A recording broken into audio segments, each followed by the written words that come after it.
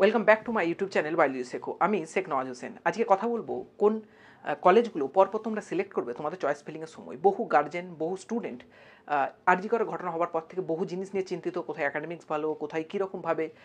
তো বেসিক্যালি প্রত্যেকটা কলেজ কম বেশি একই রকম, কিছু কিছু বিশেষ ফ্যাক্টরের উপর লক্ষ্য রেখে আমরা কিছু কলেজকে চয়েস করে থাকি। আমি যেই ফ্যাক্টরগুলো চয়েস করেছিলাম বহু দাদাকে জিজ্ঞাসা করে, ঠিক সিমিলার ফ্যাক্টরই কিছু কিছু রাখা হয়। তবে বেসিক্যালি আমরা লক্ষ্য রাখতে চাই যে কলকাতা থেকে কোনটা কাছে বা কোনটা একাডেমিক্সটা ভালো, কোনখানে খুব প্রেসার একাডেমিক্সে দেওয়া হয় না, সেগুলোর ভিত্তিতে আমি তোমাদের এক এক করে নাম বলবো এবং তার বেসিক্যালি ডিটেলস কিছু বলবো।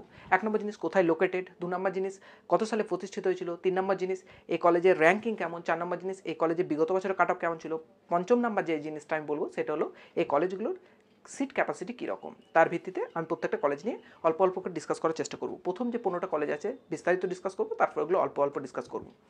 প্রথম মেডিকেল কলেজ আমাদের সবার জানা কলকাতা মেডিকেল কলেজ, যাকে এমসিকে বলা হয়ে থাকে। কলকাতা মেডিকেল কলেজ লোকেশন এটা। কলকাতা মেডিকেল কলেজ প্রতিষ্ঠিত হয় 1835 খ্রিস্টাব্দে, আমাদের সবার জানা ওয়ান অফ দ্য পুরানো মেডিকেল কলেজ। কলকাতা মেডিকেল কলেজের বিগত বছরের কাট অফ তোমরা দেখতে পাচ্ছ এখন আমার পিছনে।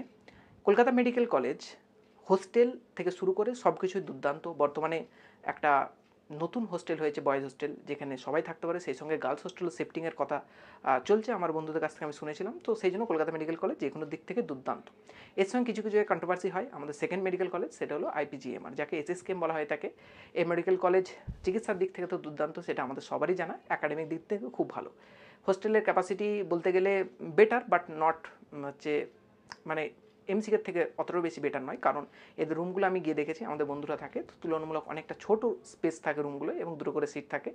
তো সেই কম্পারিজনে হোস্টেলটা খুব একটা ম্যাটার করবে না তোমার যদি মনে হয় যে আমি আইপিজিএমআর নেব। তো সেকেন্ড র্যাঙ্কিংয়ে এটা। থার্ড নাম্বার হচ্ছে এনআরএস, যেটা আগে সেকেন্ড র্যাঙ্কিংয়ে ছিল, কিন্তু ছেলেদের চয়েস বর্তমানে চেঞ্জ হয়েছে, তারা এনআরএসকে 3 নাম্বার প্রেফারেন্সে রাখছে, তোমরাও রাখতে পারো। যথেষ্ট একাডেমিক দিক থেকে ভালো কলেজ, ট্রিটমেন্টের দিক থেকে ভালো কলেজ, পেশেন্ট পার্টির দিক থেকে খুব ভালো কলেজ। লোকেশন দেখতে পাচ্ছ, গ্রাউন্ড বা বাকি যে ক্যাম্পাস আছে সেগুলো কম বেশি তোমরা অনেক ভিডিওতেই দেখেছো। আমি বেসিক্যালি হোস্টেল যে গ্রাউন্ডটা সেটা কথাই বলবো, যে one of the best ground আমাদের যতগুলো মেডিকেল কলেজ আছে তার মধ্যে। সেই জন্য হোস্টেল ক্যাম্পাস তোমরা দেখতেই পারো, বিভিন্ন ধরনের ভিডিও পেয়ে যাবে। তো থার্ড নাম্বারে এনআরএস রাখতে পারো। চতুর্থ নাম্বারে যেটা রাখবে সেটা বর্তমানে সব থেকে বেশি কন্ট্রোভার্সিয়াল জিনিস, জেনারেলি আরজিকর মেডিকেল কলেজ থাকে।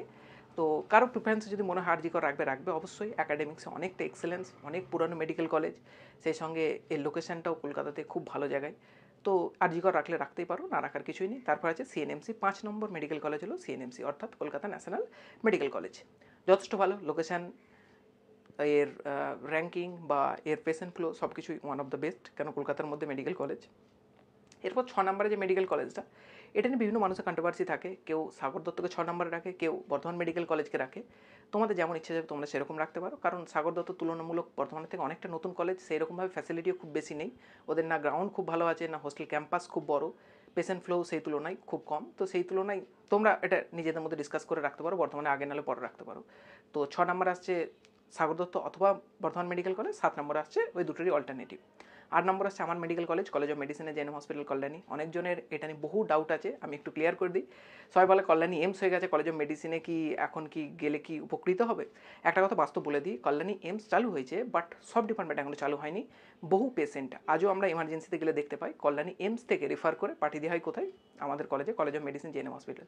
সুতরাং পুরোনো কলেজের একটা দাম অফকোর্স রয়েছে, সেটা এমস হোক বা যে কলেজে প্রতিষ্ঠিত হোক না কেন, এমস এখনও মানে সেই লেভেলে চালু হতে গেলে অনেক টাইম লাগবে। তো সেক্ষেত্রে college of medicine GNM hospital চোখ বন্ধ করে নিতে পারো। আর জায়গা এত সুন্দর কল্যাণী, এখানে আসলে তোমাদের ডেফিনেটলি কলকাতা থেকে অনেক বেশি ভালো লাগবে, এটা আমার কথা। আর এখান থেকে কলকাতার দূরত্ব খুব বেশি নয়, মাত্র 1.5 ঘন্টার মতো দূরত্ব। এরপরে যে মেডিকেল কলেজ 9 নম্বরে রাখতে পারো, সেটা কিছু কিছু জনের এদিক ওদিক মনে হবে, তবে আমার যেটা মনে হয় যে বাঁকুড়া মেডিকেল কলেজ তোমরা নিতে পারো 9 নম্বর মেডিকেল কলেজ। তারপর 10 নম্বর মেডিকেল কলেজ হিসাবে আমার মনে হয় যদি তোমার নর্থ বেঙ্গলের কাছাকাছি বাড়ি হয়, অবশ্যই নর্থ বেঙ্গল মেডিকেল কলেজ নাও।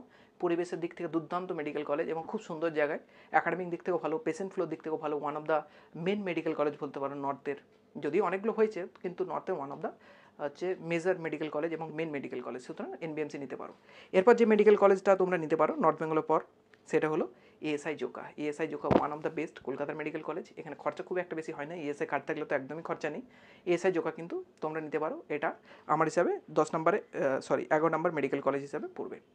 12 নম্বর 13 নম্বর দুটোর মধ্যে কনফিউশন থাকবে। 1 নম্বর হলো বারাসাত মেডিকেল কলেজ, 2 নম্বর হলো ডায়মন্ড হারবার। কারো কারো মনে হলে বারাসাত মেডিকেল কলেজ নিলে সে নিতে পারো, কলকাতা থেকে অনেকটা কাছে। ডায়মন্ড হারবার একইভাবে কলকাতা থেকে খুব বেশি ডিস্টেন্স নয়, দুটোর মধ্যে যে কোনো নিতে পারো। 12th or 13 নাম্বার র্যাঙ্কিংয়ে। তারপর যে মেডিকেল কলেজ বলবে সেটা হলো Medinipur medical college. Medinipur medical কলেজও অনেক পুরানো এবং যথেষ্ট ভালো রেপুটেড মেডিকেল কলেজ, পশ্চিম মেদিনীপুরের একমাত্র মেডিকেল কলেজ, তো সুতরাং ওটা নিতে পারো। তারপরে হচ্ছে মুর্শিদাবাদ মেডিকেল কলেজ, যেটা 15th নাম্বার র্যাঙ্কিং আসবে। মুর্শিদাবাদ মেডিকেল কলেজে পুরানো, প্রচুর পেশেন্ট ফ্লো, গোটা মুর্শিদাবাদের সবাই মুর্শিদাবাদ মেডিকেল কলেজে আসে, সুতরাং ওয়ান অফ দ্য বেস্ট, নিতে পারো। এরপর হচ্ছে 16 নম্বরে মালদা মেডিকেল কলেজ। তারপরে হচ্ছে কিছু ডিটেলস দেখে নিতে পারো এখানে। তারপর হচ্ছে উলুবেরিয়া মেডিকেল কলেজ, যেটা শরৎচন্দ্র চট্টোপাধ্যায় মেডিকেল কলেজ। তারপর হলো আরামবাগ, এটাকে আমি 18 নম্বরে রেখেছি কারণ আরামবাগ মেডিকেল কলেজ কলকাতা থেকে খুব কাছেই, হাওড়া থেকে মাত্র 3 ঘন্টার মতো ট্রেনের ডিস্টেন্স, এবং আরামবাগ অনেকটা ভালো জায়গা। বর্তমানে আমি নিজে যেহেতু আরামবাগের লোকাল, দেখেছি ওখানে তুলনামূলক মেডিকেল কলেজটা অনেক উন্নত হয়ে গেছে, এবং সেই সঙ্গে ওর পারিপার্শ্বিক যে পরিবেশটা সেটা অন্য কলেজের থেকে অনেকটা বেটার। তারপরে যদি রাখতে পারো রামপুরহাট রাখতে পারো 19 নম্বরে, 20 নম্বরে রায়গঞ্জ রাখতে পারো, 21 নম্বরে পুরুলিয়া অর্থাৎ দেবেন মাহাতো মেডিকেল কলেজ রাখতে পারো। তারপরে 22 নম্বরে তাম্রলিপ্ত বা তমলুক যে মেডিকেল কলেজ সেটা রাখতে পারো। 23 নম্বরে রাখতে পারো কোচবিহারের, যেটা হচ্ছে MJN মেডিকেল কলেজ। 24 নম্বরে ঝাড়গ্রাম, এবং 25 নম্বরে হলো জলপাইগুড়ি।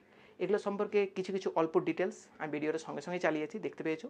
এর ভিত্তিতে তোমরা দেখতে পারো। তাছাড়া তোমাদের যদি মনে হয় যে আমার ক্যাম্পাসের ভিত্তিতে নেব, তাহলে তোমরা প্রত্যেকটা মেডিকেল কলেজেই কম বেশি ক্যাম্পাস ট্যুর পেয়ে যাবে, প্রত্যেকটা দেখে নিয়ে সেইভাবে সিলেক্ট করো। কারণ তুই ফার্স্ট রাউন্ডে যেটা সিলেক্ট করবে সেই অনুপাতে তোমার সেকেন্ড রাউন্ডটার প্রায়োরিটি থাকবে, কতটা তুমি উপরে উঠতে পারো না পারো। আর তোমার যদি ফাইনাল চয়েস হয় তাহলে তো আলাদা ব্যাপার। বেস্ট অফ লাক সবাইকে, সবাই মেডিকেল কলেজ যাও এবং নিজের ড্রিম মেডিকেল কলেজে যাও। Thank you all.